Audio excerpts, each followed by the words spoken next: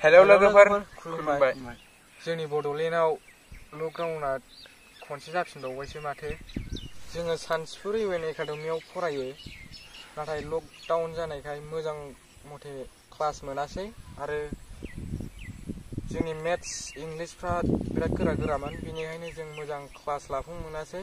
थांनाय बोसोराव क्लास 8 समावबो लकडाउन जाबाय, एबार क्लास 9आवबो मोजां रोखोम क्लास लाबोनो मोनासै।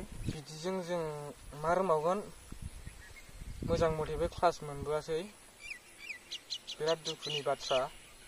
हायोबा प्रमद सारा जोंनि बर' फरायसा जौगाफुनाय बर' फरायसाफोरखौ एसे मदद खालामना होदो।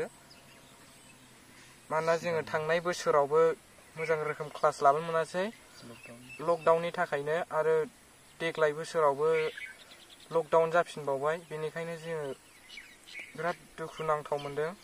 मानोना जोङो गामि एरियानि स्टुडेन्ट, मानोना जोंनियाव अनलाइन क्लास लानो हानाय सुबिदाबो गैया। बेनिखायनो प्रमद सारा जोंखौ एसे मदद खालामहरदो। आंनि मुङा अलंबार गयारि। आङो सान्तिपुर इउएन एकाडेमियाव फरायो। थांनाय बोसोराव आं क्लास 9आव फरायोमोन, नाथाय लकडाउननि थाखाय माखासे रोंबोनांगौ क्लासफोरखौ मोनबोआखै। थांनाय बोसोरावबो आङो मेथ्स, साइन्स, इंलिश बेफोरखौ मोजाङै रोंबोआसै। माबोरै जों मेट्रिकनि आनजादखौ होबावनो? बेखायनो जोंनि प्रमद सारा जोंखौ एसे मदद खालामोबा मोजां जागोन। मानोना जोङो मेट्रिक केन्डिडेट, जों फरायसाफोरा बिराद खस्थ' जाबोबाय।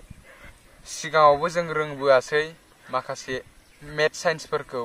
बेखायनो सारा अननानै माबा मोनसे सुबिदा खालामनानै होदो। जोंनि एरियायावथ' अनलाइननि जेबो सुबिदा गैया, नेटफोराबो मोजां नाङा। बेखायनो सारमोनहा माबा मोनसे राहा सानखांनानै होदो।